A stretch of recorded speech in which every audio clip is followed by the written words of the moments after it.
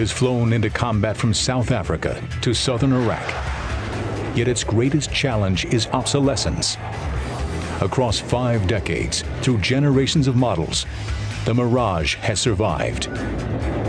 The secret to its success, a far-sighted company that designed the shape of planes to come.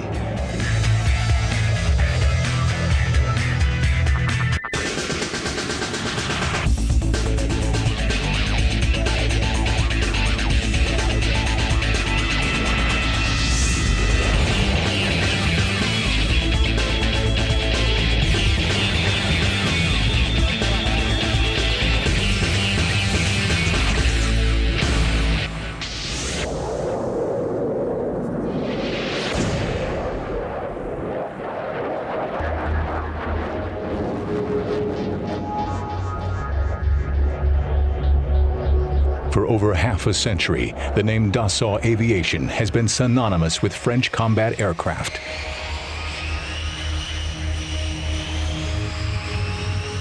France was one of the pioneers of military aviation. In World War I, France built more combat aircraft than any other nation. Fighters like Nieuport, Spad, and Breguet. After the war, the French aviation industry flourished. Among the new firms, Bloch Aviation. Its aircraft included the MB-200 bomber,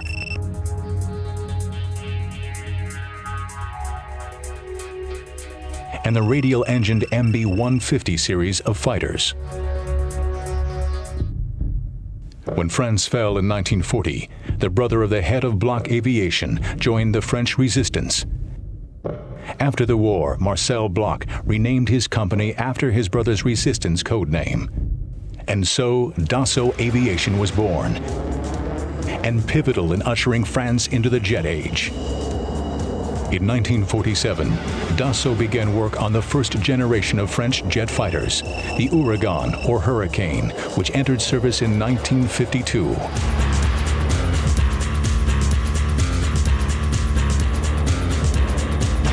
The Ouragan soon evolved into the Mystère 4, France's first supersonic fighter and one of the best combat aircraft of its day.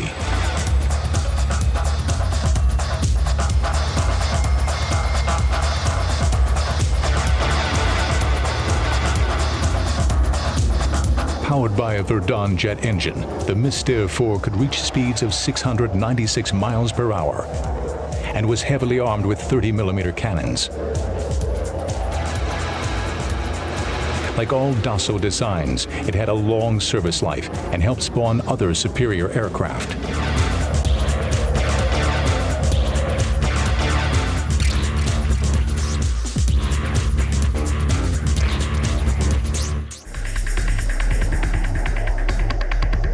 During the mid-1950s, Dassault Aviation began development of a radical new aircraft design capable of speeds above Mach 2. The new fighter used a delta wing configuration, a shape that would become a trademark of Dassault fighters in the decades to come. Intended primarily as an all-weather interceptor, the Mirage 3 entered French Air Force service in 1961.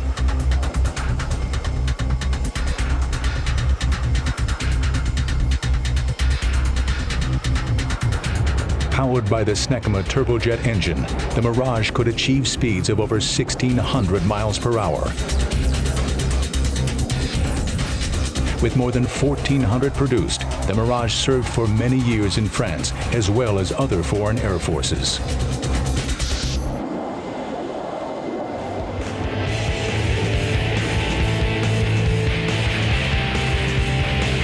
It carried a variety of missiles in its long career,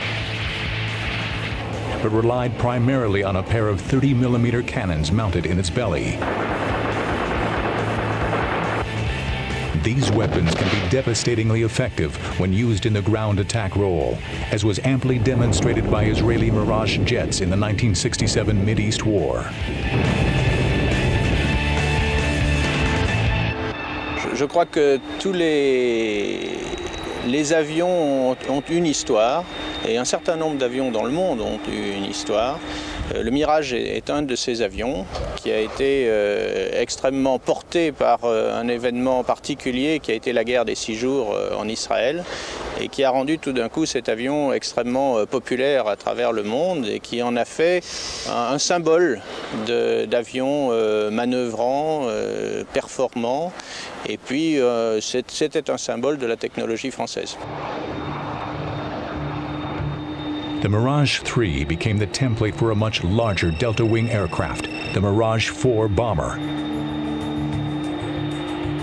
Though similar in shape, the twin-engine Mirage 4 was a large, supersonic strike aircraft designed foremost to deliver strategic nuclear weapons.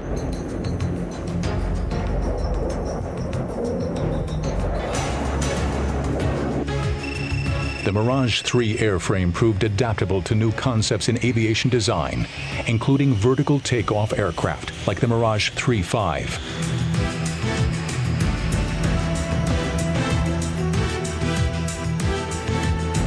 While it could exceed Mach 2, the Mirage 3.5 lacked the range to make it a practical combat aircraft.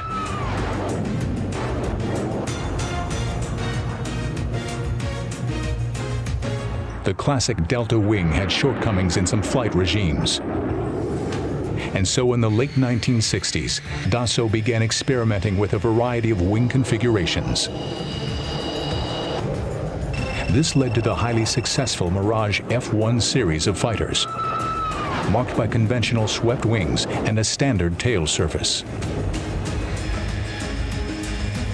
The Mirage F1 marked a breakthrough in Dassault fighter designs, with a performance markedly superior to previous models. A multi-role aircraft, the F1 offered double the range of the Mirage 3 and excellent maneuverability.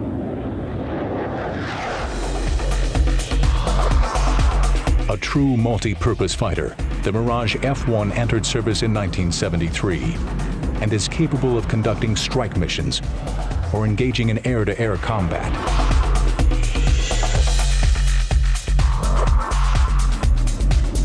The Mirage F1 can also be adapted to the naval strike mission, armed with the famous Exocet anti-ship missile.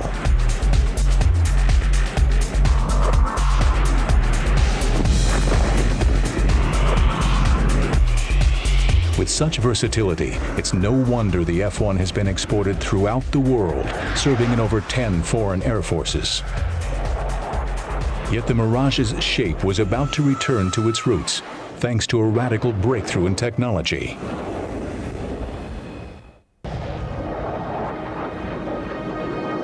For generations, fighter aircraft were controlled by the pilot, moving a control stick and rudder pedals to command the rudder, elevator, and ailerons. But the high speed of modern aircraft made such controls difficult to use. In more advanced aircraft, they were replaced by electronic systems, spawning the term fly-by-wire. In the United States, the F-16 Fighting Falcon was the first fighter to use this technology. Dassault quickly followed suit with the fly-by-wire Mirage 2000.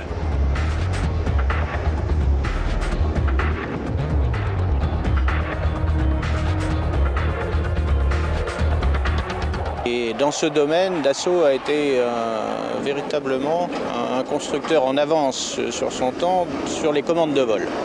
C'est toujours été une des grandes forces de la société Dassault d'avoir su créer des commandes de vol qui étaient adaptées aux qualités aérodynamiques de ces avions. En particulier sur un bombardier comme le Mirage 4, il y avait déjà tout un système de commandes de vol électriques avec un système de réversion mécanique en cas de problème du système électrique. Et puis l'évolution naturelle avec l'apparition des avions CCV comme le F-16. Fly-by-wire technology has been key to the enhanced maneuverability found on most modern fighters. Greater maneuverability is critical in a dogfight, not only for getting onto an opponent's tail, but also evading enemy aircraft or missiles. Using fly-by-wire controls, the pilot can maneuver the plane to its full potential, a potential sometimes beyond the capacity of the pilot himself.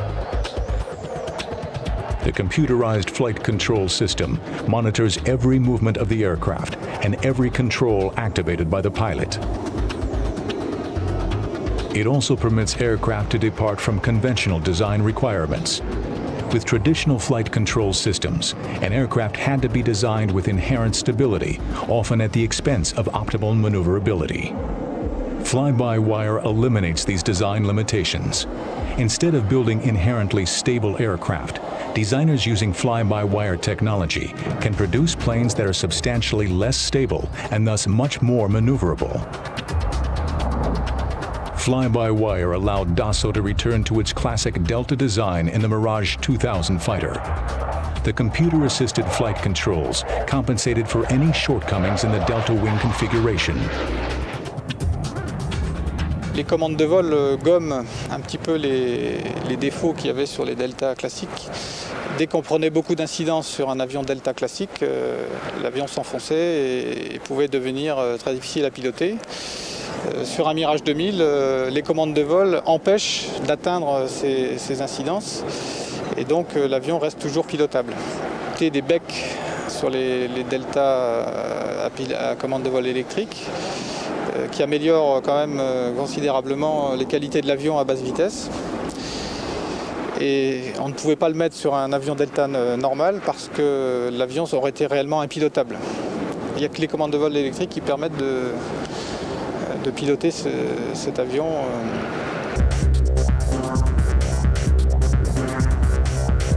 The Mirage 2000 pilot could fly the aircraft to the very limits of its maneuvering envelope without fear of entering into an unrecoverable position.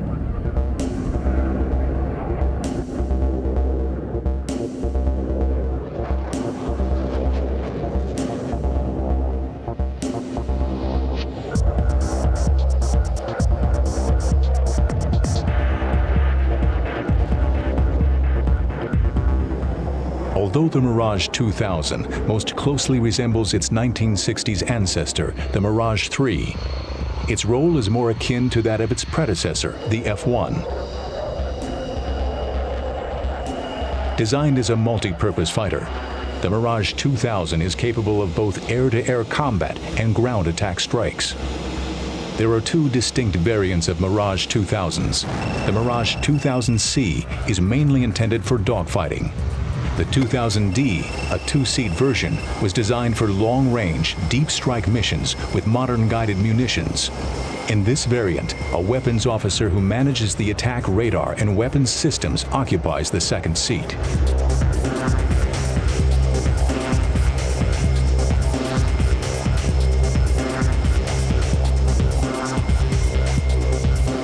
Guided munitions are crucial to the success of modern strike fighters.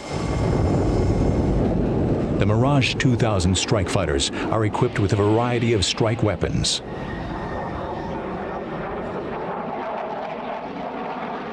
During the 1991 Gulf War, French aircraft used the laser-guided AS-30L missile to devastate hardened Iraqi aircraft shelters, sometimes guiding the bomb right through open doors.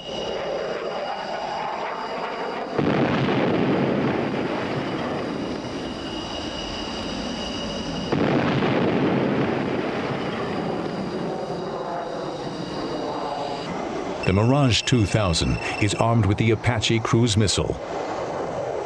The stealthy Apache is a standoff weapon, launched more than 80 miles from its target to avoid exposing the Mirage to enemy air defenses.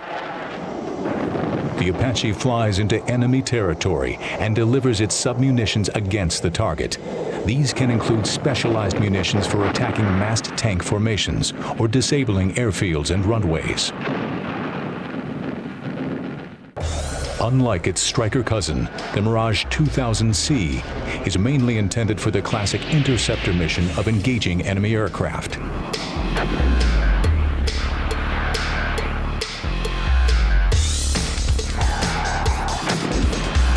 In modern air-to-air combat, the fighter who engages first and at the greatest range usually wins.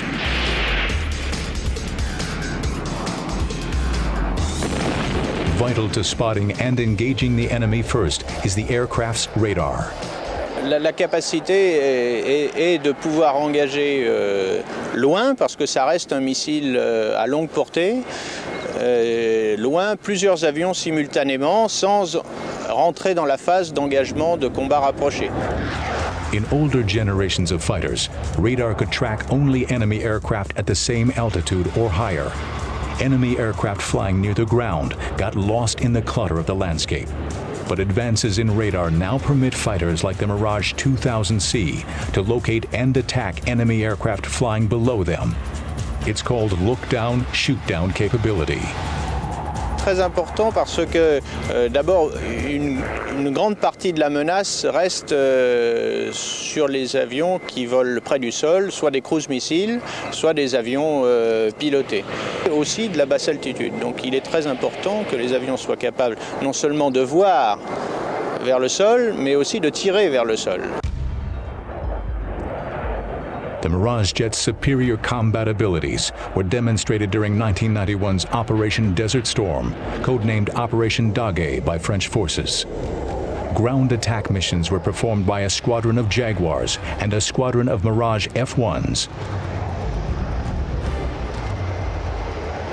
Mirage 2000s of the 5th Fighter Squadron operated out of Al-Assa Air Base on combat air patrol missions to prevent Iraqi air attacks to Saudi Arabia.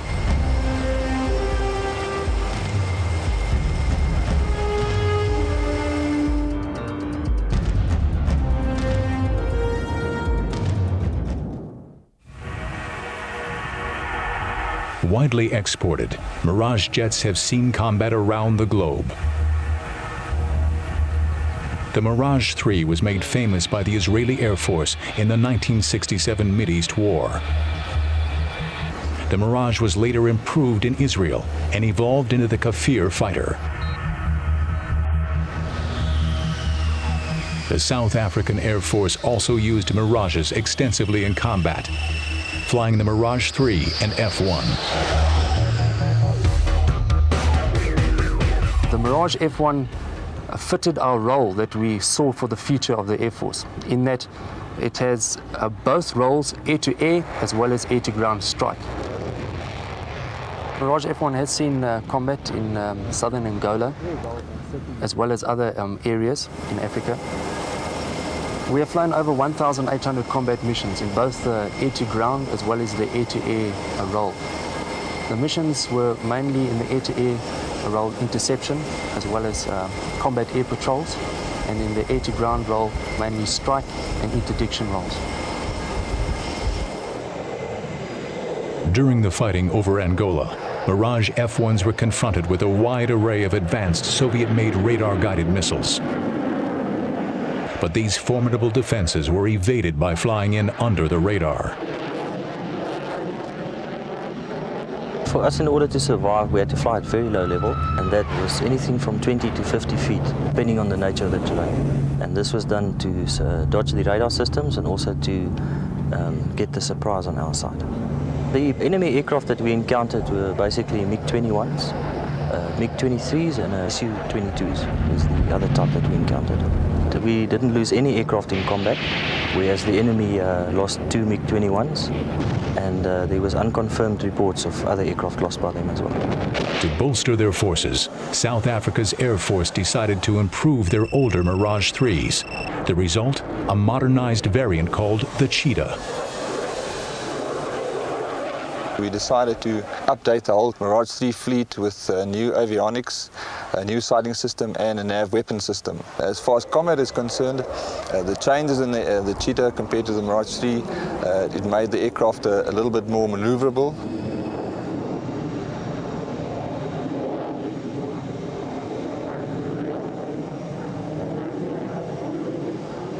Back in France, the Mirage was about to undergo its greatest evolution, a supersonic leap into the future.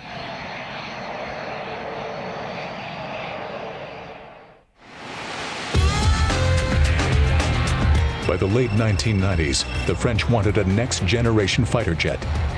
They found it in the stealthy Rafale. The Rafale began development in the early 1980s as a technology test platform. The Rafale A tested the flight envelope possible with new fly-by-wire controls. Two other key attributes were also explored: supercruise and stealth. Conventional jet fighters attain their high speeds by igniting their afterburners. But they pay a high price: heavy fuel consumption, which reduces the aircraft's combat range. New jet engines and a new airframe design promise supersonic flight without the use of afterburners. This is called supercruise. In 1991, the first product of this test program, the Rafale C, made its maiden flight.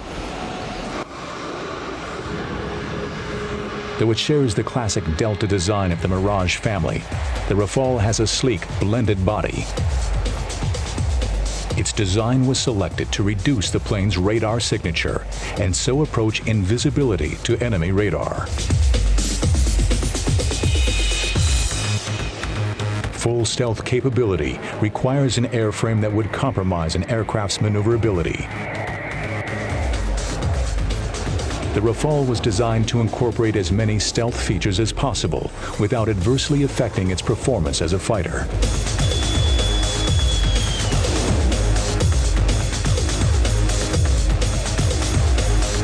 The Rafale is equipped with two Snecma M88 engines, enabling it to reach speeds of Mach 2 and an altitude of 55,000 feet. Rafale entered service with the French Navy in 1999, and the first Rafale Air Squadron will be based at Saint-Dizier in 2006.